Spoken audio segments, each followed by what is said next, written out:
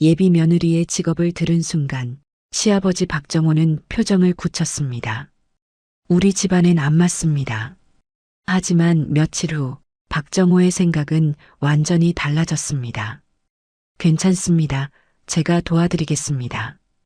그가 바뀐 이유는 바로 눈앞에서 벌어진 일이었습니다. 부탁합니다. 직업 하나 때문에 시작된 이 갈등이 며칠 만에 전혀 다른 선택으로 이어졌습니다. 겉으로는 조용했지만 그날 이후 박정호의 시선은 달라지기 시작했습니다.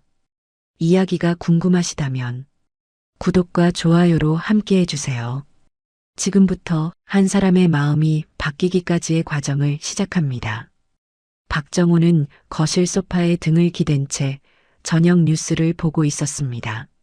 화면 속에선 어느 지방 도시의 축제 소식이 흘러나왔지만 박정호의 시선은 텔레비전이 아니라 현관 쪽을 향하고 있었죠. 아들 박민수가 저녁을 같이 먹자며 연락해 온 게 벌써 2시간 전이었으니까요. 초인종이 울리자 박정호는 리모컨을 내려놓고 천천히 일어섰습니다. 현관문을 여니 박민수가 양손에 치킨 봉투를 들고 서 있었고 평소보다 단정하게 머리를 빗어 넘긴 모습이 눈에 들어왔습니다. 박정호는 봉투를 받아들며 아들의 얼굴을 한번 훑었는데 뭔가 할 말이 있는 사람 특유의 어색한 미소가 입가에 걸려 있었죠. 들어와. 밥은 했는데 치킨까지 사올 건 또 뭐냐? 박민수는 신발을 가지런히 벗고 식탁 쪽으로 걸어가면서도 연신 주방 쪽을 살폈습니다. 혼자 사는 아버지의 식탁 위엔 된장찌개 냄비 하나와 밑반찬 2가지가 놓여 있었고 박민수는 그 옆에 치킨 박스를 열어두며 자리에 앉았습니다. 박정호가 맞은편에 앉자 박민수는 닭다리를 하나 집어 아버지 앞에 놓았지만 정작 본인은 먹지 않았죠. 박정호는 젓가락을 들다 말고 아들을 바라봤습니다. 왜 안 먹고 앉아만 있어? 아버지, 저 할 말이 있어서요. 박민수의 목소리가 평소보다 낮았습니다. 박정호는 젓가락을 내려놓진 않았지만 찌개를 떠먹던 손이 멈췄습니다. 40이 넘은 아들이 이런 표정으로 말을 꺼낸 적이 거의 없었기 때문이었죠. 박정호는 대답 대신 턱짓으로 말해보라는 신호를 보냈고 박민수는 숨을 한번 고르더니 입을 열었습니다. 저 결혼하려고요. 잠깐 동안 식탁 위로 침묵이 흘렀습니다. 박정호의 눈이 천천히 커졌고 젓가락을 쥔 손에 힘이 살짝 들어갔다가 풀렸습니다. 그러다 박정호의 입꼬리가 올라갔죠. 41 먹은 아들한테서 결혼이라는 단어를 듣게 될 줄은 솔직히 반쯤 포기하고 있던 참이었으니까요. 결혼? 내가? 네. 만난 지 1년 좀 넘었는데 이번에 확실하게 마음 잡았습니다. 박정호는 치킨 닭다리를 한 입 베어 물며 고개를 끄덕였습니다. 씹는 동안에도 눈은 아들에게서 떠나지 않았고 입안의 것을 삼킨 뒤에야 물었죠. 그래, 어디 사람이냐? 뭐하는 아가씨고. 박민수는 그 질문을 예상했다는 듯 허리를 살짝 세우며 대답했습니다. 이름은 정다은이고요. 저보다 3살 아래예요. 서울 토박이고 지금은 방문 요양보호사로 일하고 있습니다. 그 순간 박정호의 손이 멈췄습니다. 닭다리를 쥔 채로 허공에 고정된 것처럼 움직이지 않았죠. 방문 요양보호사. 그 5글자가 박정호의 귀를 스치는 동안 박정호의 표정은 미세하게 달라지기 시작했습니다.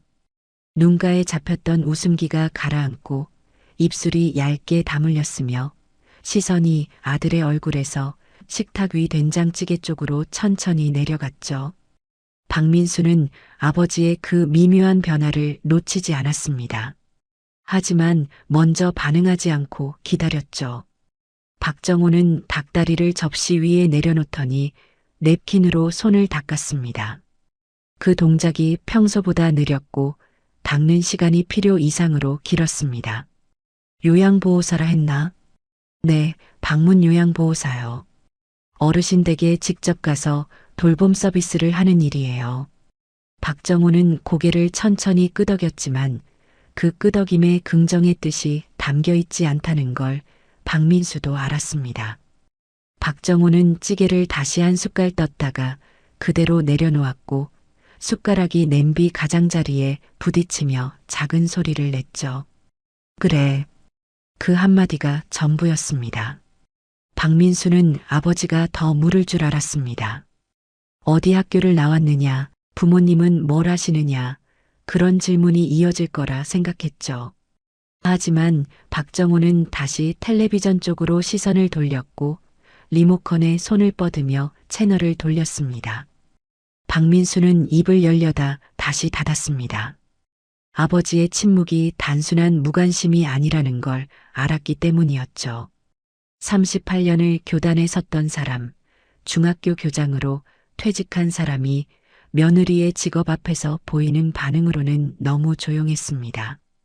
그 조용함 속에 불편함이 얇은 막처럼 깔려 있다는 걸 박민수는 느낄 수 있었죠. 아버지, 다은이가 하는 일이. 알았다. 들었어. 박정호는 화면을 보며 짧게 잘랐습니다. 박민수는 더 말을 잇지 못했고 둘 사이에 치킨 기름 냄새만 묵직하게 남았습니다. 박정호의 시선은 텔레비전 위를 떠돌고 있었지만 실제로는 아무것도 보고 있지 않았죠. 머릿속에선 아까 그 단어가 계속 맴돌고 있었습니다. 방문 요양보호사. 남의 집에 가서 노인을 씻기고 밥을 차리고 빨래를 하는 일. 30년 넘게 교육자로 살아온 자신의 아들이 그런 일을 하는 여자를 데려오겠다고 한다는 사실이 박정호의 머릿속에서 쉽게 정리되지 않았습니다. 박민수는 치킨을 한 조각 더 집어먹으며 분위기를 가볍게 돌리려 했지만 입안의 음식이 잘 넘어가지 않았습니다. 박정호는 끝내 치킨에 다시 손을 대지 않았고 된장찌개만 조용히 떠먹으며 식사를 마쳤죠. 박민수가 설거지를 하겠다고 일어서자 박정호는 괜찮다며 손을 저었습니다. 현관까지 따라 나온 박정호는 신발을 신는 아들의 등을 가만히 내려다보다가 입을 열었습니다. 민수야. 네. 다음에 또 와라. 그 말에 결혼 이야기의 연장은 없었습니다. 박민수는 고개를 돌려 아버지를 올려다봤고 박정호는 이미 시선을 거실 쪽으로 거두고 있었죠. 현관문이 닫히고 나서 박정호는 한참 동안 그 자리에 서 있었습니다. 거실에서 흘러나오는 텔레비전 소리가 빈 복도를 채웠지만 박정호의 귀에는 아까 그 단어만 되풀이되고 있었습니다. 그날 밤 박정호는 잠이 쉽게 오지 않았습니다. 이불을 끌어올리고 천장을 올려다보는데 자꾸만 아들의 얼굴이 떠올랐죠. 치킨 봉투를 들고 서 있던 모습, 허리를 세우며 결혼 이야기를 꺼내던 목소리, 그리고 아버지의 반응을 살피던 조심스러운 눈빛까지. 박정호는 몸을 돌려 옆으로 누웠지만 머릿속은 여전히 같은 자리를 맴돌고 있었습니다. 며칠이 지나도 그 생각은 사라지지 않았습니다. 아침에 세수를 하다가도 혼자 밥을 먹다가도 문득 그 단어가 떠올랐죠. 방문 요양보호사. 박정호는 그 직업이 정확히 어떤 일인지 모르는 건 아니었습니다. 오히려 너무 잘 알았기 때문에 불편했던 거였죠. 퇴직 후 동네 경로당에 몇 번 나가봤을 때 요양보호사들이 어르신들의 팔을 부축하고 식판을 나르는 모습을 본 적이 있었으니까요. 그때 박정호는 그 광경을 무심히 지나쳤지만 지금은 그 장면이 전혀 다른 무게로 다가왔습니다. 박민수에게서 연락이 온 건 닷새째 되는 날이었습니다. 전화기 너머로 아들의 목소리는 조심스러우면서도 단단했죠.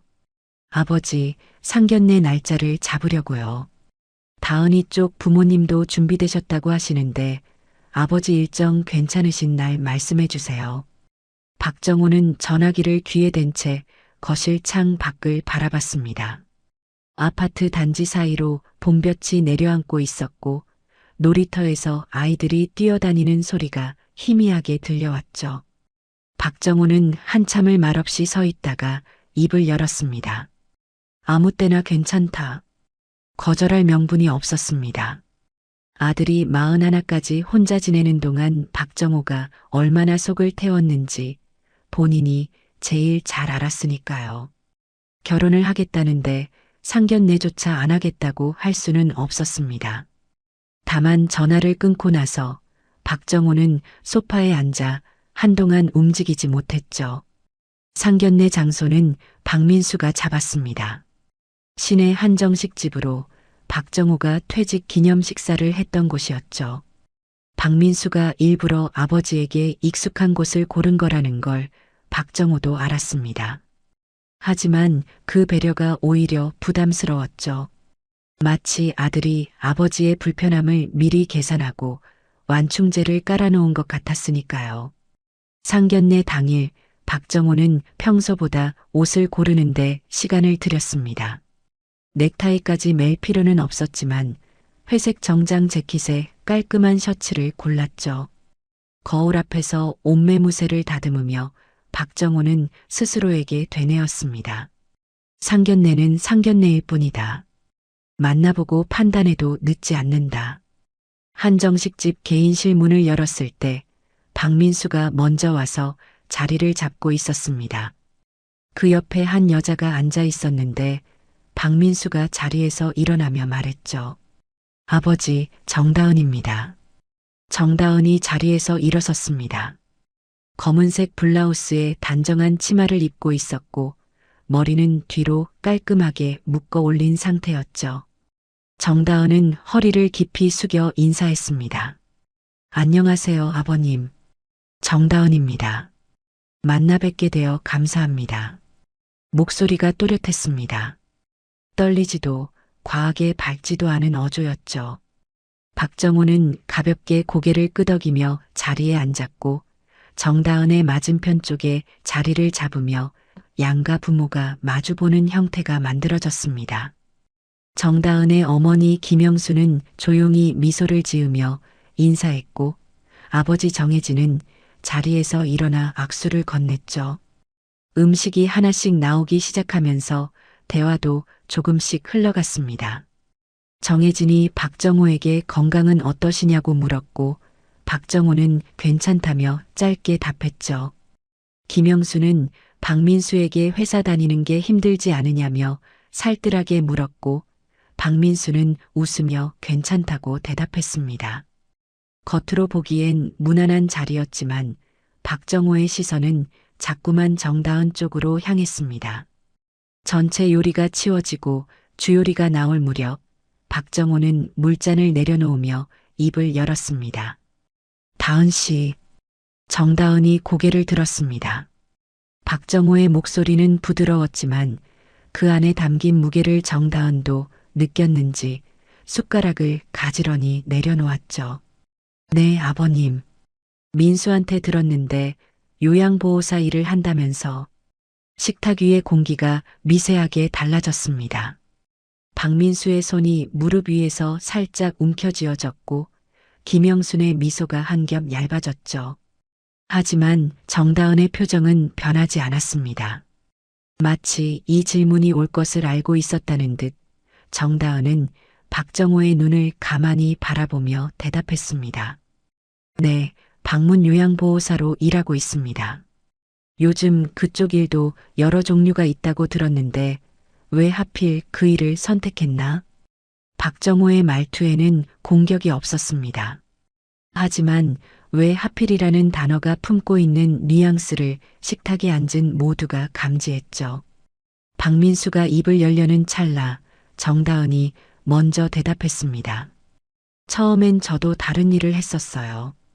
그런데 어머니가 한동안 편찮으셨던 적이 있었는데 그때 저희 집에 오셨던 요양보호사 선생님이 계셨거든요.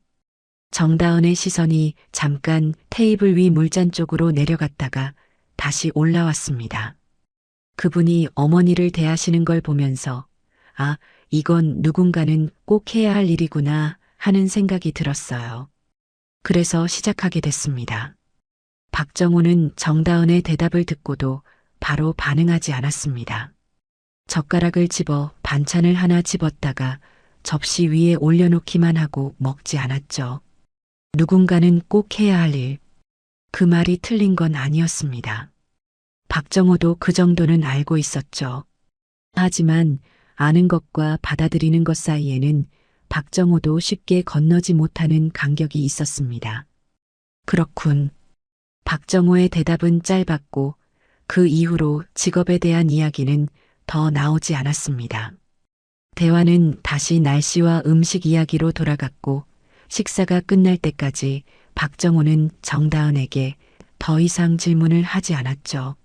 하지만 가끔 박정호의 시선이 정다은 쪽을 스칠 때마다 그 눈빛 안에는 사람을 판단하는 익숙한 습관이 얇게 깔려 있었습니다.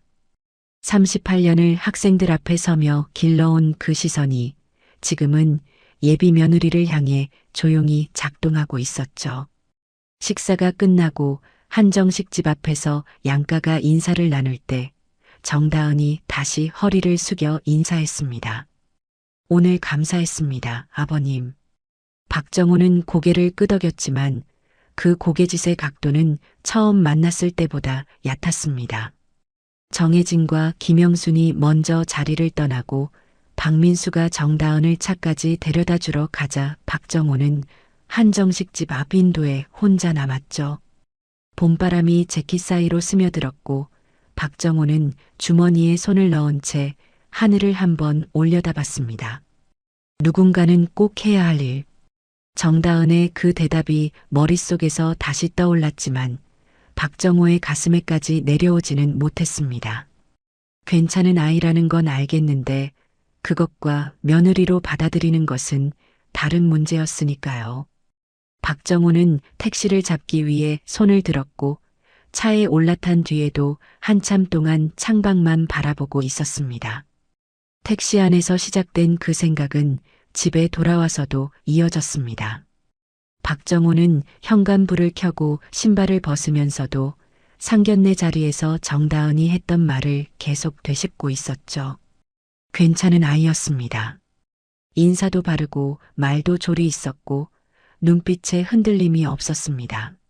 하지만 박정호는 이불을 끌어올리며 스스로에게 물었죠. 괜찮은 것과 어울리는 것은 같은 말인가? 그 질문에 대한 답을 찾기도 전에 며칠 뒤 정기 모임 날이 찾아왔습니다. 한 달에 한 번 만나는 자리로 퇴직 교장 넷이 종로 쪽 단골 설렁탕집에 모이는 모임이었죠. 30년 넘게 같은 교육 현장에서 일한 사이라 서로의 자식 이야기, 건강 이야기, 퇴직 이후의 소소한 일장까지 거리낌 없이 나누는 사이였습니다. 박정호에게는 유일하게 마음을 놓을 수 있는 자리이기도 했죠. 설렁탕이 나오기도 전에 김상철이 먼저 입을 열었습니다. 박 교장, 아들 결혼한다며.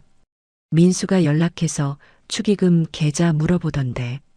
박정호는 깍두기를 집다 말고 멈칫했습니다.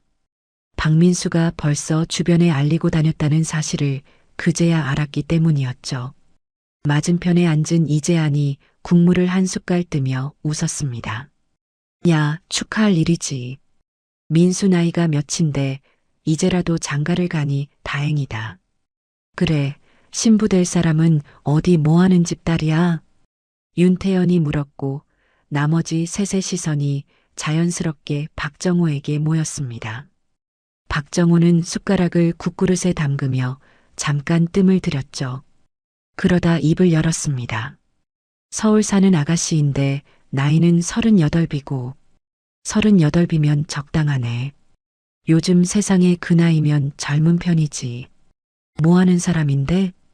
윤태연의 질문이 다시 이어졌고 박정호는 설렁탕 국물을 한 모금 마신 뒤 대답했습니다. 복지 쪽 일을 하고 있어. 그 순간 박정호 스스로도 자신의 입에서 나온 말에 멈칫했습니다. 복지 쪽 일. 방문 요양보호사라는 말 대신 자신도 모르게 포장된 단어를 꺼낸 거였죠. 김상철이 고개를 끄덕이며 반응했습니다. 복지 쪽이면 공무원이야? 사회복지사? 요즘 그쪽도 안정적이라고 하더라. 뭐 비슷한 거지. 박정호는 국에 밥을 말며 대답을 흐렸고 김상철은 그 대답에 별다른 의심 없이 넘어갔습니다. 하지만 이제야는 달랐죠. 오래된 친구 특유의 감각으로 박정호의 어조가 평소와 다르다는 걸 알아챘는지 이제야는 깍두기를 씹으며 슬쩍 물었습니다. 구체적으로는 뭔데? 사회복지관이야, 병원이야. 박정호는 이재안의 눈을 마주쳤다가 시선을 국그릇 쪽으로 내렸습니다. 숟가락으로 밥알을 천천히 저으며 잠깐의 침묵이 흘렀죠. 그 사이에 윤태영과 김상철도 뭔가 느꼈는지 숟가락을 내려놓고 박정호를 바라봤습니다. 요양보호사야. 어르신 댁에 방문해서 돌보는 일을 해. 말을 내뱉고 나자 박정호는 자신의 목소리가 한 톤 낮아졌다는 걸 느꼈습니다. 식탁 위로 짧은 정적이 깔렸고 김상철이 먼저 반응했죠. 아, 요양보호사? 요즘 그 일하는 사람 많지. 수요가 많다며. 윤태연도 고개를 끄덕이며 덧붙였습니다. 우리 와이프 친구도 자격증 따서 하고 있더라. 돈이 꽤 된다더군. 두 사람의 반응은 담담했습니다.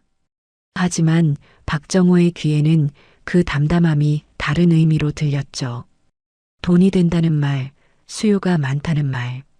그 말들이 위로가 아니라 오히려 박정호의 안에 있는 무언가를 건드렸습니다. 교장 출신 아버지의 며느리가 남의 집에 가서 어르신의 식사를 차리고 목욕을 돕는 일을 한다. 그 문장이 박정호의 머릿속에서 선명하게 그려졌고 이 자리에서 그걸 설명해야 하는 자신이 불편했죠. 이재안이 설렁탕을 다 비우고 물을 마시며 말했습니다. 정호야, 요즘 세상에 직업 가지고 뭐라 할 시대는 아니지. 인물이 괜찮으면 됐지. 그 말이 맞다는 건 박정호도 알았습니다. 하지만 아는 것과 느끼는 것이 일치하지 않았죠. 박정호는 국그릇을 밀어놓으며 고개를 끄덕였지만 속으로는 이 자리를 빨리 마치고 싶었습니다.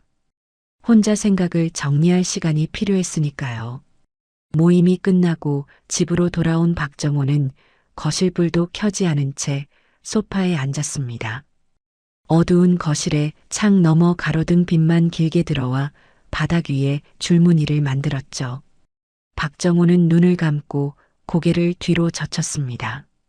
오늘 모임에서 자신이 한 말이 자꾸 되돌아왔죠. 복지 쪽 일.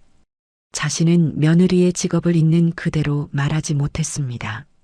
38년을 교단에 서면서 학생들에게 정직하라고 가르쳤던 사람이 자기 며느리 될 사람의 직업 하나를 숨긴 거였죠.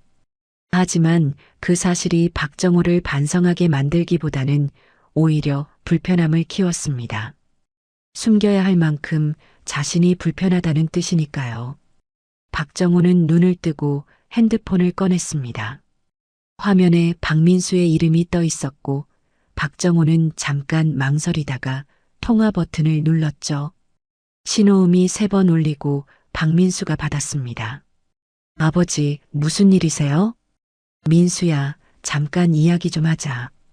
박민수는 전화기 너머에서 숨을 한 번 들이쉬었고 박정호는 소파에 등을 기댄 채 천천히 말을 이었습니다.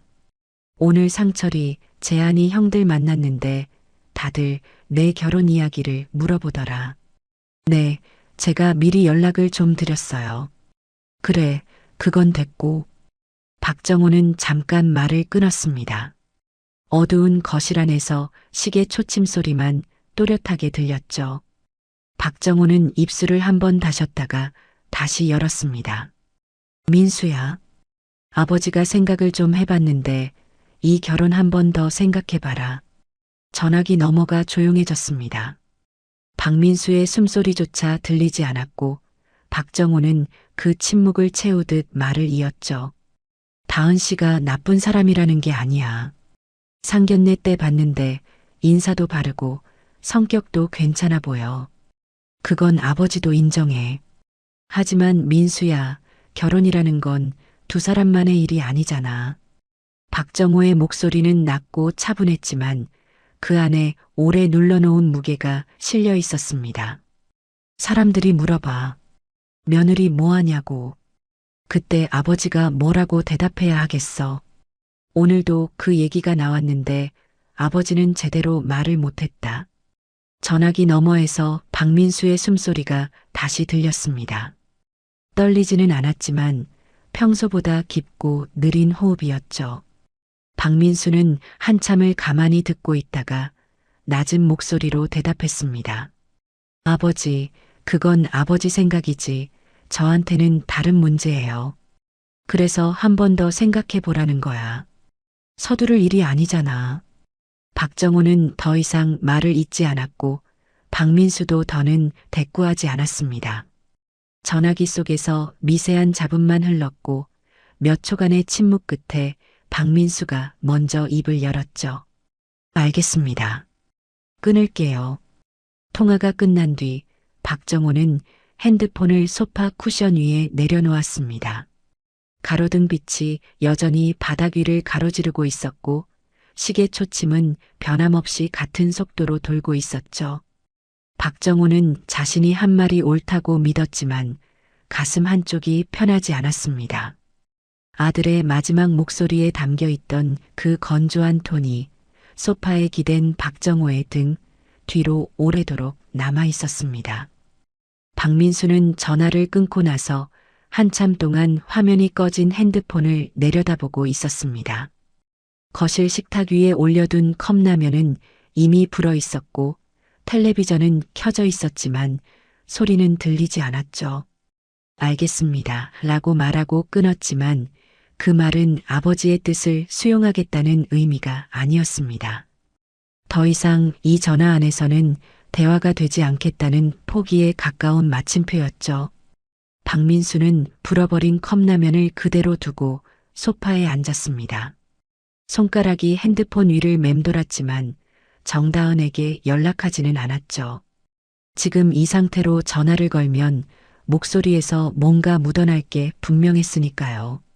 하지만 감추는 데는 한계가 있었습니다. 다음 날 저녁 박민수와 정다은은 평소처럼 퇴근 후에 만났는데 정다은은 마주 앉자마자 강민수의 표정이 평소와 다르다는 걸 알아챘죠. 무슨 일 있어? 정다은의 물음에 박민수는 아메리카노를 한 모금 마시며 고개를 저었습니다. 하지만 정다은은 그 고개짓을 믿지 않았죠. 박민수가 빨대를 만지작거리는 손끝의 움직임이 불안했고 시선이 자꾸 테이블 아래로 내려갔으니까요. 민수 씨, 나 모르게 숨기면 더 불안해. 정다은의 목소리는 다그치는 투가 아니었습니다. 오히려 조용하고 단단했죠. 그 어조가 박민수의 입을 열게 만들었습니다. 박민수는 빨대에서 손을 떼고 테이블 위에 양손을 올려놓더니 한참을 망설이다 말했습니다. 아버지가 전화하셨어. 어제. 응. 결혼을 한 번 더 생각해 보라고 하셨어. 정다은의 손이 잠깐 멈췄습니다. 아이스 라떼를 감싸고 있던 손가락이 살짝 굳었다가 천천히 풀렸죠. 정다은은 박민수의 눈을 바라보며 물었습니다. 이유가 뭐래? 박민수는 시선을 피하지 않으려 애썼지만 입이 쉽게 열리지 않았습니다. 그 침묵 안에서 정다은은 이미 답을 읽었죠. 상견례 날 박정호가 직업을 물었을 때의 그 톤. 왜 하필 그 일을? 이라고 물었던 그 뉘앙스. 정다은은 그때 이미 느꼈던 것을 지금 확인한 것뿐이었습니다. 내 직업 때문이지. 박민수는 대답 대신 고개를 살짝 숙였고 그 움직임이 정다은에게는 충분한 대답이었습니다. 카페 안에서 잔잔한 음악이 흐르고 있었지만 두 사람 사이의 공기는 음악과는 전혀 다른 온도였죠. 정다은은 라떼를 한 모금 마시고 컵을 내려놓았습니다. 그 동작이 평소보다 천천히 이루어졌고 컵 바닥이 테이블에 닿는 소리가 유난히 또렷하게 들렸죠. 나도 상견례 때 느꼈어. 아버님이 직업 물어보실 때 표정이 미세하게 달라지셨거든. 박민수가 입을 열려 했지만 정다은이 먼저 말을 이었습니다. 괜찮아, 민수 씨. 놀라거나 서운한 건 아니야. 이 일을 하면서 그런 시선은 처음 받는 게 아니니까. 정다은의 목소리는 떨리지 않았습니다. 하지만 그 담담함이 오히려 박민수의 가슴을 짓눌렀죠. 정다은이 이런 반응에 익숙하다는 사실 자체가 박민수에게는 아팠으니까요. 박민수는 테이블 위에 올려놓은 양손을 가만히 쥐었다 폈다 하면서 입을 열었습니다. 다은 씨가 하는 일이 부끄러운 게 아니야. 나는 단 한 번도 그렇게 생각한 적 없어. 알아. 민수 씨가 그런 사람이 아닌 건 나도 알아. 정다은은 고개를 끄덕이며 미소를 지었지만 그 미소가 눈까지 닿지는 못했습니다. 정다은은 라떼 컵 위에 맺힌 물방울을 손가락으로 훑으며 잠깐 생각에 잠겼다가 천천히 입을 열었죠. 근데 민수 씨, 결혼은 두 사람만의 일이 아니잖아.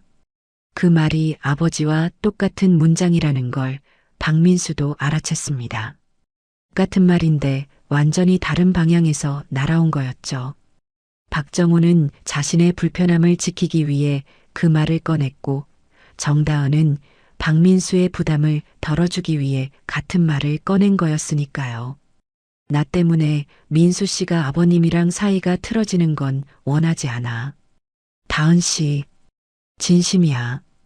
가족 사이에 금이 가면 그건 쉽게 안 돌아와.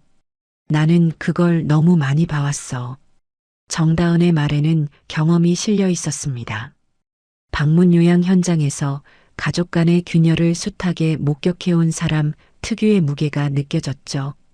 어르신과 자녀 사이에서, 며느리와 시부모 사이에서 돌봄을 둘러싼 갈등이 어떻게 관계를 무너뜨리는지 정다은은 눈으로 봐왔습니다. 그래서 그 말이 단순한 양보가 아니라 현실에 대한 판단이기도 했죠. 그러니까 시간을 좀 두자. 아버님 마음이 편하지 않으신 거잖아. 거기에 내가 억지로 끼어들면 민수 씨만 힘들어져. 박민수는 아무 말도 하지 못했습니다. 정다은의 말이 틀리지 않았기 때문이 아니라 이 상황에서 정다은이 먼저 물러서겠다는 게 견디기 어려웠기 때문이었죠. 박민수는 손등으로 이마를 한번 쓸고 나서 정다은을 바라봤습니다. 나는 물러설 생각 없어. 아버지한테도 그렇게 말씀드릴 거야. 그건 민수 씨 마음이지. 나는 내 선에서 할 수 있는 만큼만 하는 거야. 부담은 주고 싶지 않으니까. 정다은은 그 말을 끝으로 라떼를 마저 마셨고 두 사람 사이에 긴 침묵이 내려앉았습니다. 카페 창 너머로 퇴근길 사람들이 빠르게 지나갔고 형광등 불빛이 유리에 반사되어 흔들렸죠. 박민수는 정다은의 얼굴을 가만히 들여다봤습니다. 웃고 있지 않았지만 무너진 표정도 아니었고 울고 있지 않았지만 편안한 얼굴도 아니었죠. 무언가를 감당하고 있는 사람 특유의 고요함이 정다은의 얼굴 위에 얇게 깔려 있었습니다. 카페를 나온 뒤 박민수는 정다은을 지하철역까지 걸어다 주었습니다. 걷는 동안 두 사람은 거의 말을 하지 않았고 역 입구 앞에서 정다은이 먼저 돌아섰죠. 들어가. 늦었으니까. 다은 씨. 응. 나는 포기 안 해. 정다은은 그 말에 웃었습니다. 이번에는 아까보다 조금 더 진심이 담긴 미소였지만 대답은 하지 않았죠.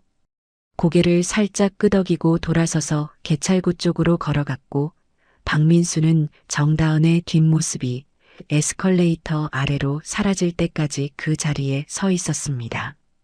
집으로 돌아가는 길, 박민수의 머릿속에서는 두 개의 목소리가 부딪히고 있었습니다. 아버지의 낮고 무거운 목소리와 정다은의 담담하지만 단단한 목소리.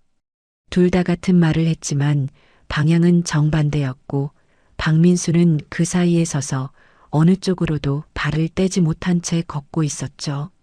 아파트 현관문을 열고 들어서면서 박민수는 신발도 벗지 않은 채 복도에 잠깐 멈춰 섰습니다. 사랑하는 사람과 아버지 사이에서 둘 다 잃지 않을 방법이 있는지를 묻고 있었지만 대답은 쉽게 떠오르지 않았죠. 그로부터 며칠이 지났지만 박민수와 박정호 사이에 연락은 없었습니다. 박민수는 먼저 전화하지 않았고 박정호 역시 마찬가지였죠. 두 사람 모두 할 말은 있었지만 꺼낼 타이밍을 찾지 못한 채 침묵이 아들과 아버지 사이를 조용히 채우고 있었습니다. 그 침묵이 깨진 건 전혀 예상하지 못한 방식이었죠. 목요일 오후 박정호는 욕실에서 세수를 하고 나오다가 문턱에 발이 걸렸습니다. 순간적으로 균형을 잃었고 손을 짚으려 했지만 잡을 곳이 없었죠. 박정호의 몸은 복도 쪽으로 기울어지며 바닥에 부딪혔고 왼쪽 무릎과 오른쪽 손목에 충격이 갔습니다. 넘어지는 순간은 찰나였지만 바닥에 엎드린 채 느낀 통증은 생각보다 날카로웠죠. 박정호는 이를 악물고 일어서려 했습니다. 오른손으로 벽을 짚었지만 손목에서 욱신거리는 통증이 올라왔고 왼쪽 무릎은 체중을 실으면 힘이 빠지는 느낌이었죠. 두 번째 시도에서 간신히 몸을 일으킨 박정호는 벽에 등을 기대고 거친 숨을 내쉬었습니다. 복도 천장의 형광등이 눈앞에서 살짝 흔들리는 것 같았고 등줄기를 타고 식은땀이 흘렀죠. 거실까지 겨우 걸어간 박정호는 소파에 앉으며 오른쪽 손목을 왼손으로 감쌌습니다. 부러진 것 같지는 않았지만 손목을 돌리면 뼈 안쪽에서 둔한 통증이 올라왔죠.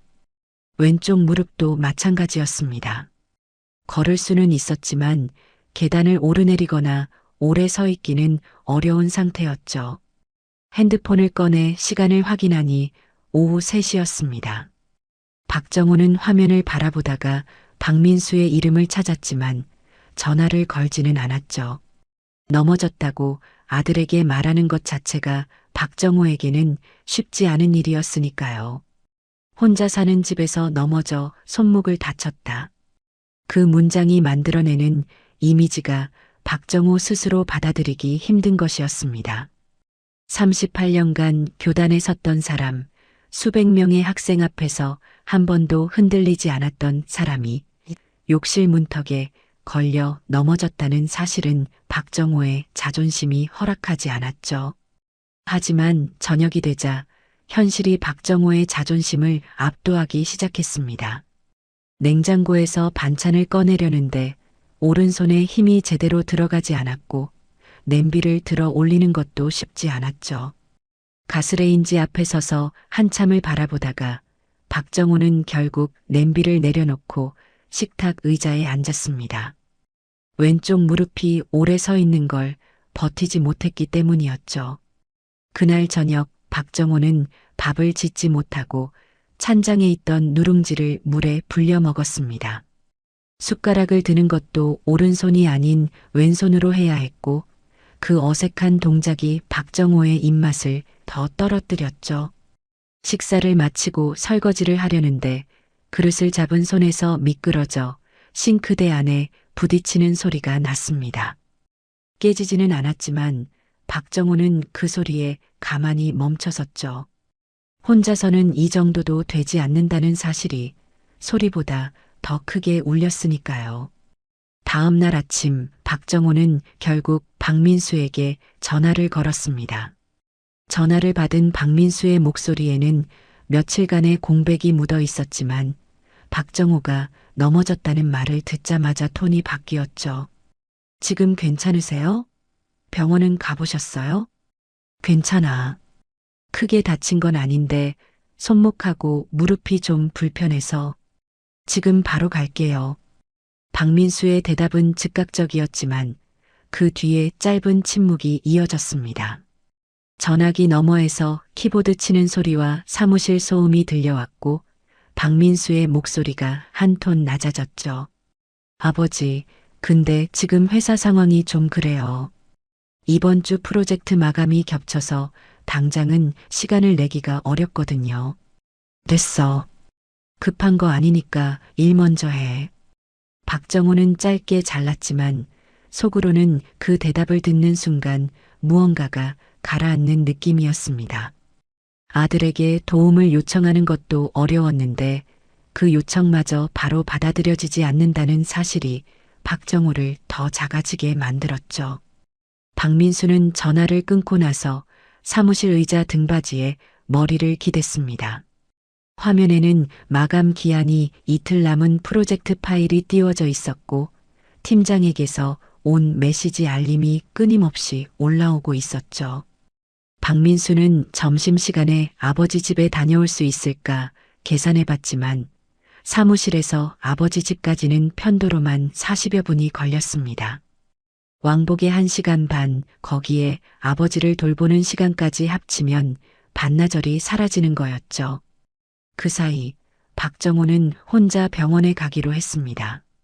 아파트 엘리베이터까지는 어렵지 않게 걸어갔지만 건물 밖으로 나서자 문제가 달라졌죠. 왼쪽 무릎이 평지에서는 괜찮았지만 보도블록의 작은 단차에도 욱신거렸고 택시를 잡기 위해 팔을 올리는 것도 손목 때문에 쉽지 않았습니다. 간신히 택시를 탄 박정호는 뒷좌석에 앉아 안전벨트를 매면서 문득 자신이 그토록 불편해했던 단어를 떠올렸죠. 방문 요양보호사. 누군가의 집에 찾아가서 혼자서는 일상을 감당하기 어려운 사람을 돕는 일. 그 일이 존재하는 이유를 박정호는 지금 택시 뒷좌석에서 몸으로 이해하고 있었습니다. 정형외과에서 엑스레이를 찍은 결과 뼈에는 이상이 없었지만 손목 인대가 늘어났고 무릎에는 타박상이 있었습니다. 의사는 보조기를 착용하고 최소 열흘은 무리하지 말라고 했죠. 박정호는 고개를 끄덕이며 진료실을 나왔지만 복도를 걸으면서 생각했습니다. 열흘. 혼자 사는 집에서 한 손이 불편한 채로 열흘을 버텨야 한다. 그 시간이 박정호에게는 생각보다 길게 느껴졌죠. 집으로 돌아온 박정호는 현관 앞에서 한참을 서 있었습니다. 열쇠를 꺼내려는데 오른손이 주머니 안에서 제대로 움직이지 않았고 왼손으로 바꿔 겨우 문을 열었죠. 어두운 현관에 불을 켜니 신발장 위에 먼지가 얇게 쌓여 있는 게 보였습니다. 평소 같으면 신경 쓰지 않았을 먼지가 오늘따라 유독 눈에 들어왔죠. 박정호는 신발을 벗고 거실로 들어가 소파에 주저앉았습니다. 보조기를 낀 오른 손목이 묵직했고 무릎에 붙인 파스에서 올라오는 냄새가 코끝을 찔렀죠. 텔레비전 리모컨이 소파 반대편 끝에 있었지만 박정호는 그것을 집으러 손을 뻗지 않았습니다. 그냥 조용한 거실 안에서 천장을 올려다보며 아무 소리도 없는 시간을 견디고 있었죠. 그렇게 이틀이 지났습니다. 박정호는 혼자 힘으로 버텨보려 했지만 하루하루가 예상보다 무거웠죠. 아침에 세수를 하려면 한 손으로 수도꼭지를 틀어야 했고 밥을 짓는 건 포기한 지 이미 이틀째였습니다. 냉동실에 넣어둔 밥을 전자레인지에 돌려 먹었지만 그마저도 용기 뚜껑을 여는 게 번거로웠고 빨래는 세탁기에 넣어놓고도 널 엄두를 내지 못한 채 그대로 놔두고 있었죠. 초인종이 울린 건 사흘째 되는 날 오전이었습니다. 박정호는 소파에서 몸을 일으키며 인터폰 화면을 봤는데 화면 속에 서 있는 사람은 박민수가 아니었죠. 정다은이었습니다. 한쪽 손에 장바구니를 들고 있었고 다른 손에는 작은 종이 가방을 쥐고 있었습니다. 박정호는 화면 앞에서 잠깐 멈칫했습니다. 문을 열어야 할지 말아야 할지 그 짧은 판단이 평소보다 오래 걸렸죠. 초인종이 한 번 더 울렸고 박정호는 결국 통화 버튼을 눌렀습니다. 아버님, 정다은입니다. 민수 씨가 아버님 다치셨다고 해서요. 잠깐 뵈어도 될까요? 박정호는 대답 대신 현관문 잠금 장치를 해제했습니다. 열어주는 것과 환영하는 것은 다른 일이었죠. 복도를 지나 현관까지 걸어가는 동안 박정호는 자신이 어떤 표정을 짓고 있는지 스스로 알 수 없었습니다. 현관문이 열리자 정다은이 가볍게 고개를 숙이며 인사했고 박정호는 짧게 고개만 끄덕인 채 안쪽으로 돌아섰죠. 들어와. 정다은은 신발을 벗고 장바구니를 들고 들어오면서 현관과 거실을 빠르게 훑었습니다. 하지만 눈에 보이는 것들에 대해 아무 말도 하지 않았죠. 싱크대에 쌓인 그릇도, 거실 바닥에 놓인 파스 봉투도, 식탁 위에 올려진 누룽지 봉지도 정다은의 입에서 언급되지 않았습니다. 대신 정다은은 장바구니를 주방 쪽에 내려놓으며 말했습니다. 간단하게 식사 준비만 하고 갈게요. 부담 안 드리려고요. 박정호는 소파에 앉으며 대답했습니다. 안 그래도 된다. 혼자 해먹고 있어. 네, 알겠습니다. 그래도 오늘은 제가 해드릴게요. 정다은의 대답은 공손했지만 물러서는 어조가 아니었습니다. 박정호의 거절을 정면으로 부딪히지도 그렇다고 무시하지도 않았죠.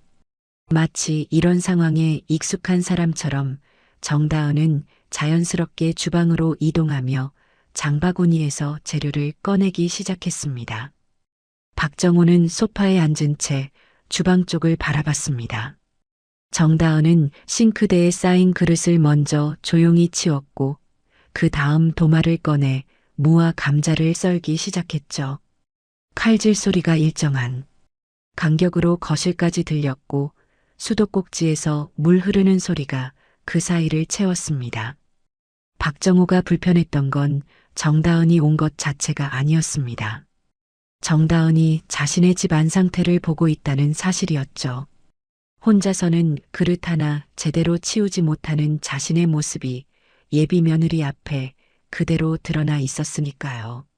하지만 정다은은 그 어떤 것에 대해서도 한마디 하지 않았습니다. 어질러진 식탁을 정리하면서도 가스레인지 위에 말라붙은 국물 자국을 닦으면서도 표정 하나 바뀌지 않았죠. 투덜거리지도 안쓰럽다는 시선을 보내지도 않았습니다. 그저 해야 할 일을 하는 사람의 손놀림이었고 거기에는 판단이 아닌 숙련된 절차만이 담겨 있었죠. 된장찌개가 끓기 시작하자 고소한 냄새가 거실까지 퍼졌습니다. 박정호는 무심한 척 텔레비전을 보고 있었지만 코끝에 닿는 된장 냄새를 의식하지 않을 수 없었죠. 사흘 만에 맡아보는 따뜻한 음식 냄새였으니까요. 정다은은 밥을 짓고 나물 반찬 2가지를 만들어 식탁에 차렸습니다. 그릇을 놓는 위치까지 정확했는데 숟가락은 오른쪽이 아닌 왼쪽에 놓았죠. 박정호가 오른손에 보조기를 차고 있다는 걸 알아차린 거였습니다. 식사하세요, 아버님. 박정호는 자리에 앉으며 식탁을 내려다봤습니다. 된장찌개에서 김이 피어오르고 있었고 밥그릇 옆에 놓인 물컵에는 물이 적당히 담겨 있었죠. 숟가락을 왼손으로 집어 된장찌개를 한 숟갈 떠 입에 넣자 따뜻한 국물이 목을 타고 내려갔습니다. 사흘 동안 누룽지와 찬밥으로 버텼던 몸이 그 온기에 반응하는 게 느껴졌죠. 정다은은 식탁에 함께 앉지 않았습니다. 대신 주방 쪽에서 설거지를 하고 있었고 물소리가 조용하게 이어졌죠.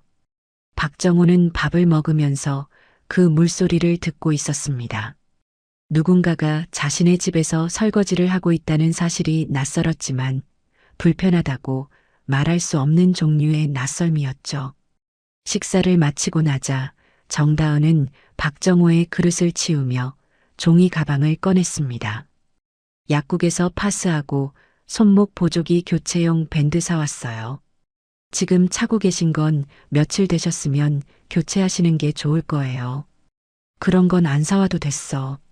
거동이 불편하시면 약국 가기도 번거로우실 거예요. 그냥 오는 길에 들른 거니까 신경 쓰지 마세요. 정다은의 말투에는 과한 친절이 없었습니다. 동정도 아부도 며느리로서 잘 보이려는 계산도 느껴지지 않았죠. 박정호는 종이 가방을 받아들며 정다은의 얼굴을 잠깐 올려다봤습니다. 상견례 때 봤던 얼굴과 같은 얼굴이었지만 지금은 다르게 보였죠. 그때는 예비 며느리의 외모와 태도를 평가하는 시선이었다면 지금은 자신의 집안에서 묵묵히 움직이는 한 사람의 일하는 모습을 보고 있는 거였으니까요. 정다은은 주방을 정리한 뒤 현관 쪽으로 이동하며 말했습니다. 내일도 올게요. 식사 준비만 해놓고 갈 테니까 부담 갖지 마세요. 매일 올 것까지는 없어. 어차피 오는 길이에요. 그럼 내일 뵙겠습니다, 아버님. 정다은은 고개를 숙여 인사하고 현관문을 나섰습니다.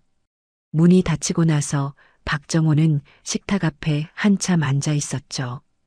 빈 된장찌개 냄비에서 아직 김이 피어오르고 있었고 설거지가 끝난 싱크대는 물기 하나 없이 깨끗했습니다.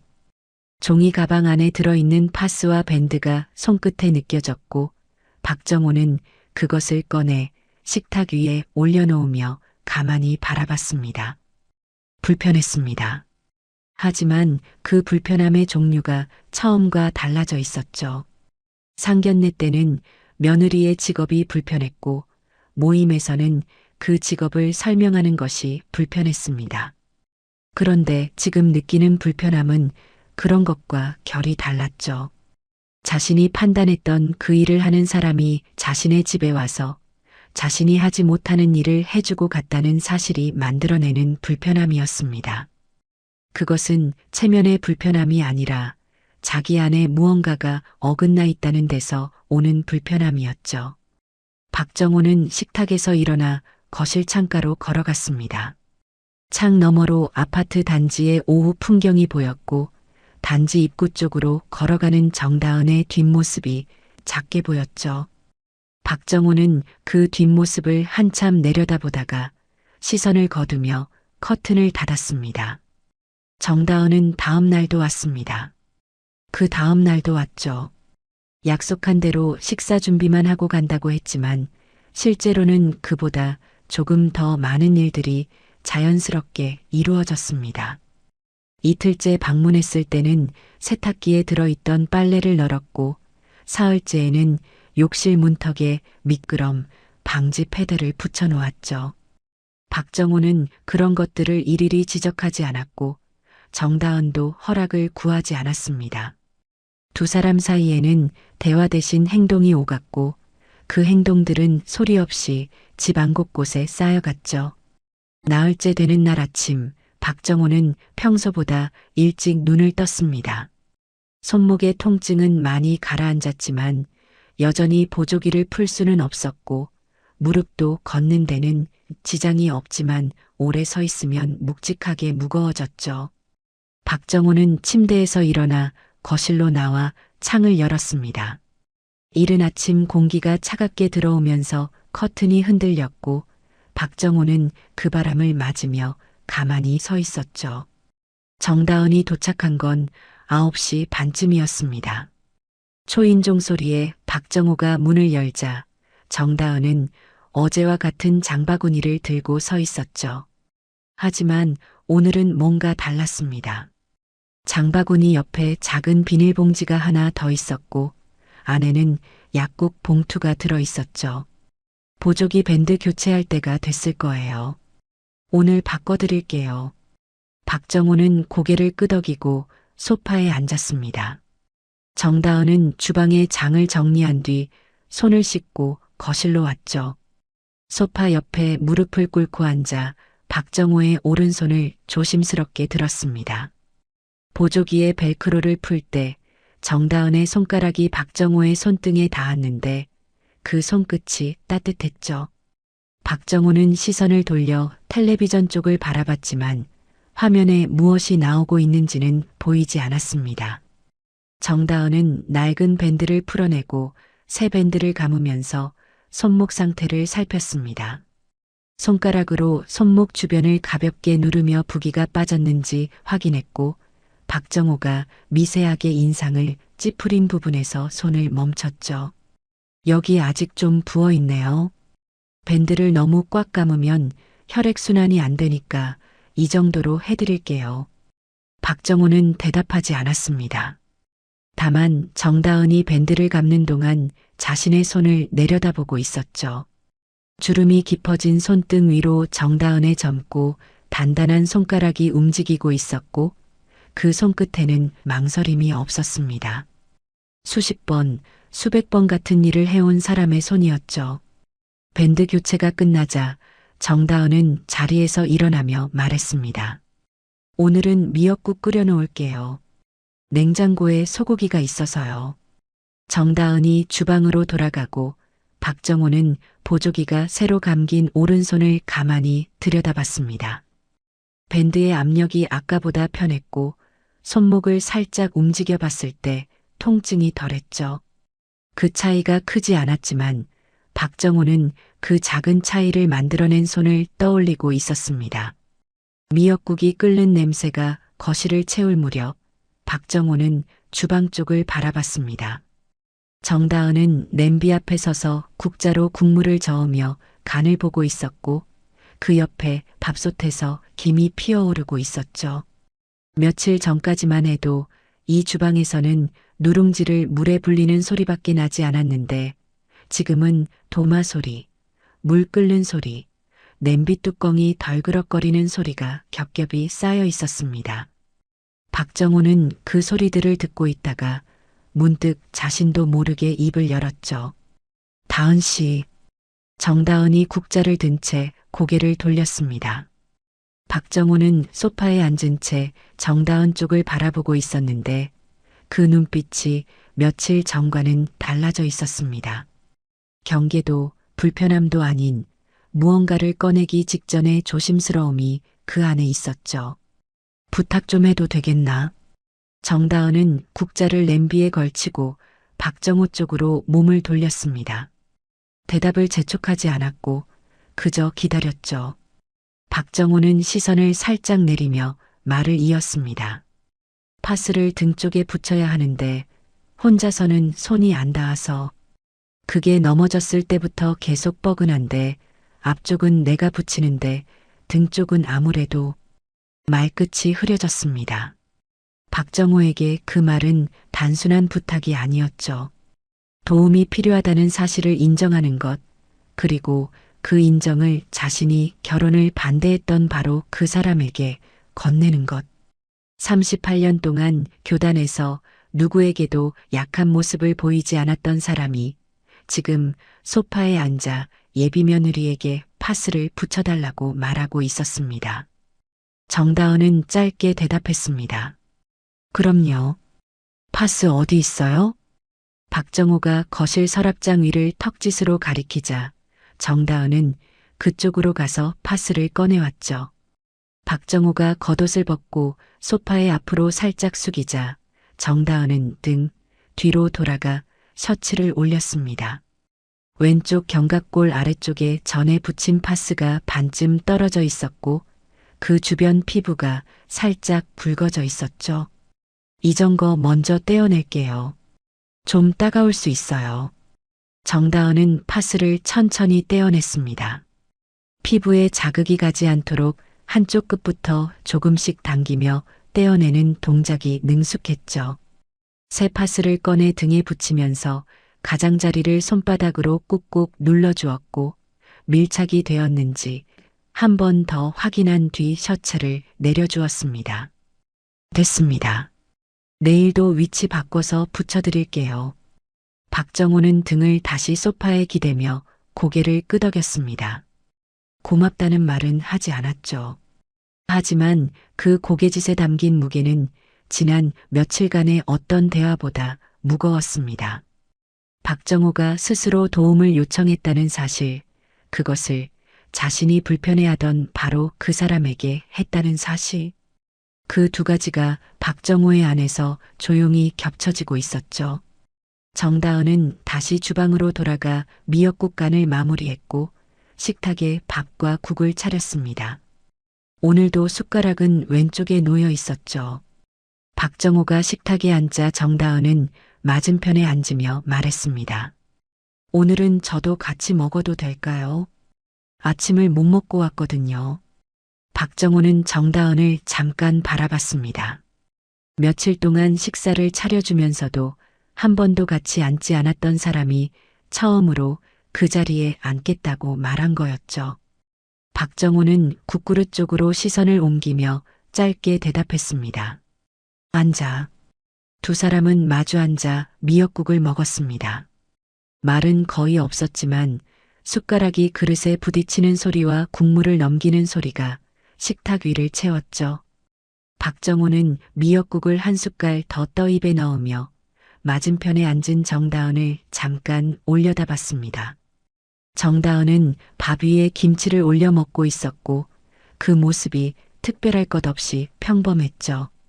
하지만 박정호의 눈에는 그 평범한 풍경이 며칠 전과는 다르게 비치고 있었습니다. 이 사람이 하는 일이 무엇인지를 직업이 아닌 다른 무언가로 이해하기 시작한 시선이 식탁 위에 조용히 놓여 있었죠. 그날 이후 식탁 풍경이 달라졌습니다. 정다은이 올 때마다 두 사람은 마주 앉아 식사를 했고 여전히 말은 많지 않았지만 숟가락 소리가 채우는 침묵의 질감이 이전과는 달랐죠. 박정호는 정다은의 국이 짜면 물을 부어주었고 정다은은 박정호의 밥그릇이 비면 한 숟갈 더 퍼들였습니다. 그런 작은 동작들이 두 사람 사이에 말없이 쌓이고 있었죠. 보조기를 풀어도 될 만큼 손목이 나아진 건 정다은이 다니기 시작한 지 열흘쯤 지나서였습니다. 아침에 일어나 혼자 세수를 하고 밥을 지을 수 있게 되었을 때 박정호는 거울 앞에서 한참 자신의 얼굴을 들여다봤습니다. 보조기 없는 오른손이 가벼웠고 무릎도 계단을 오르내리는데 무리가 없었죠. 몸은 원래대로 돌아왔지만 열흘 전의 자신으로 돌아가지는 못했습니다. 그 사이에 너무 많은 것이 달라져 있었으니까요. 그날 오후 박정호는 박민수에게 전화를 걸었습니다. 신호음이 2번 울리고 박민수가 받았죠. 아버지, 민수야, 이번 주말에 집에 좀 와라. 할 이야기가 있어. 박민수는 잠깐 침묵했다가 대답했습니다. 알겠습니다. 그 짧은 통화 안에서 박민수는 아버지의 목소리가 달라졌다는 걸 느꼈죠. 예전처럼 무겁거나 결혼 재고를 말하던 때처럼 단단하지 않았습니다. 뭔가를 결정한 사람 특유의 고요함이 느껴졌지만 박민수는 그것이 어떤 방향의 결정인지 확신하지 못했죠. 토요일 오후 박민수가 아버지 집에 도착했을 때 현관문은 이미 열려 있었습니다. 거실에 들어서니 박정호가 식탁에 앉아 있었고 식탁 위에는 차 2잔이 놓여 있었죠. 박민수는 아버지 맞은편에 앉으며 찻잔을 내려다봤습니다. 아버지가 직접 차를 우려놓은 건 오랜만이었고 그 정성이 오히려 긴장감을 만들었죠. 박정호는 차를 한 모금 마시고 잔을 내려놓았습니다. 그리고 박민수를 바라봤죠. 아들의 눈에서 경계와 기대가 동시에 읽혔고 박정호는 그 시선을 피하지 않았습니다. 다은 씨한테 이번 주에 연락해라. 결혼 준비 다시 시작하자고. 박민수의 손이 찻잔 위에서 멈췄습니다. 숨을 들이쉬려다 가슴이 막힌 것처럼 잠깐 호흡이 끊겼고 눈이 살짝 커졌죠. 하지만 박민수는 바로 반응하지 않았습니다. 이 말이 진심인지 며느리 앞에서 체면을 지키려는 형식적 허락인지 구분해야 했으니까요. 아버지, 정말이요? 그래. 박정호는 짧게 대답하고 차를 한 모금 더 마셨습니다. 그러다 잔을 내려놓으며 덧붙였죠. 아버지가 생각이 짧았다. 사람을 볼 때 직업만 보고 판단한 게 맞아. 다은 씨가 여기 며칠 다니면서 그게 아버지가 틀렸다는 걸 알겠더라. 그 말은 빠르게 지나갔습니다. 박정호는 사과를 길게 늘어놓는 사람이 아니었죠. 38년을 교단에 서면서 권위를 내려놓은 적이 거의 없는 사람이 겨우 꺼낸 말이었고, 그래서 문장은 짧았지만 그 안에 담긴 무게는 무거웠습니다. 박정호의 시선이 찻잔 위를 맴돌았고 입술이 한 번 더 움직이려다 다물렸죠. 더 해야 할 말이 있다는 건 본인도 알았지만 목구멍까지 올라온 것을 끝내 꺼내지는 못했습니다. 박민수는 고개를 숙였습니다. 찻잔을 감싸 쥔 손에 힘이 들어갔다가 천천히 풀렸고 한참 뒤에야 입을 열었죠. 감사합니다, 아버지. 그 이상의 말은 두 사람 모두에게 필요하지 않았습니다. 박정호는 고개를 끄덕였고 박민수는 차를 마셨죠. 거실 시계의 초침 소리가 둘 사이를 고르게 채웠고 창 너머로 오후 햇살이 식탁 위에 비스듬히 내려앉았습니다. 일주일 뒤 박정호의 집 식탁에 세 사람이 앉았습니다. 박민수가 가운데, 박정호와 정다은이 양쪽에 자리를 잡았죠. 정다은이 차려온 음식은 된장찌개와 나물 반찬 두어 가지로 며칠 동안 이 집에서 만들어 왔던 것과 같은 메뉴였습니다. 특별한 음식을 준비하지 않은 건 정다은의 선택이었죠. 이 자리가 축하의 자리가 아니라 다시 시작하는 자리라는 걸 정다은도 알고 있었으니까요. 박정호는 정다은에게 말했습니다. 다은 씨, 그동안 신경 써줘서 고맙다. 목소리는 낮았고 시선은 된장찌개 쪽을 향하고 있었죠. 고맙다는 말 뒤에 미안하다는 말이 따라와야 했지만 박정호의 입에서 그 단어는 나오지 않았습니다. 대신 젓가락을 들어 정다은이 만든 나물을 한 젓가락 집어 입에 넣었고 그 동작이 박정호가 할 수 있는 최대한의 표현이었죠. 정다은은 미소를 지었습니다. 눈가가 부드럽게 접히는 웃음이었지만 상견례 때의 웃음과는 달랐죠. 그때는 처음 만나는 어른 앞에서 예의를 갖추는 웃음이었다면 지금의 미소에는 어떤 일을 겪고 난 뒤에야 만들어지는 조심스러운 거리감이 함께 있었습니다. 정다은은 고개를 살짝 숙이며 대답했죠. 아닙니다, 아버님. 그 세 글자 뒤에 정다은이 더하고 싶은 말이 있었는지는 알 수 없었습니다. 하지만 정다은은 그 이상을 꺼내지 않았고 숟가락을 들어 국을 떠먹었죠. 박민수는 두 사람 사이에 앉아 밥을 먹으면서 양쪽을 번갈아 봤지만 끼어들지 않았습니다.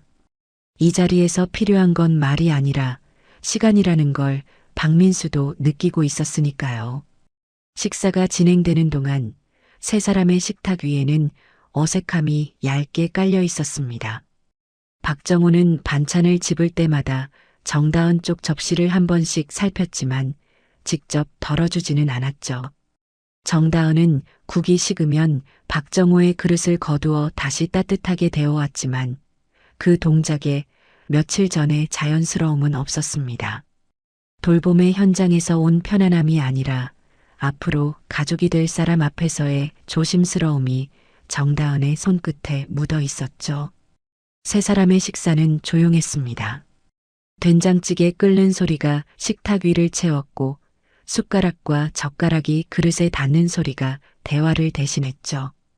완전한 화해라고 부르기에는 아직 이른 자리였습니다. 박정호의 사과는 충분하지 않았고 정다은의 미소에는 경계가 남아 있었으며 박민수는 두 사람 사이에서 여전히 무게를 재고 있었죠. 하지만 이 식탁 위에 존재하는 한 가지는 분명했습니다. 한 달 전 박정호가 아들의 결혼을 반대했을 때 이 자리에는 없었던 것. 직업이 아닌 사람을 바라보기 시작한 시선. 체면이 아닌 경험을 통해 얻어진 인정. 그것은 아직 말로 완성되지 않았지만 세 사람이 한 식탁에 앉아 같은 국을 떠먹고 있다는 사실 자체가 그 시작이었죠. 박정호는 국을 다 비우고 숟가락을 내려놓았습니다. 정다은이 그릇을 치우려 손을 뻗자 박정호가 먼저 왼손으로 그릇을 집어 싱크대 쪽으로 가져갔죠. 오른손은 아직 완전하지 않았지만 왼손으로라도 자기 그릇은 자기가 치우겠다는 듯이. 정다은은 그 뒷모습을 잠깐 바라보다가 시선을 거두었고 박민수는 밥 한 숟갈을 더 떠먹으며 아무 말 없이 웃었습니다. 싱크대 앞에 선 박정호는 물을 틀고 그릇을 헹구면서 등 뒤에 앉아 있는 두 사람의 기척을 느끼고 있었습니다. 이전과 같은 가족은 아니었죠. 하지만 이전에는 없던 관계가 이 식탁 위에서 시작되고 있었고 그것이 어디까지 갈 수 있을지는 아직 아무도 몰랐습니다. 물소리가 싱크대를 채웠고 박정호는 그 소리 사이로 등 뒤에서 들려오는 숟가락 소리에 가만히 귀를 기울이고 있었습니다. 사람을 판단하는 기준은 겉으로 보이는 것이 아닐지도 모릅니다. 며칠 사이 한 사람의 시선이 달라졌고 한 가족의 관계가 달라졌습니다. 시청해 주셔서 감사합니다.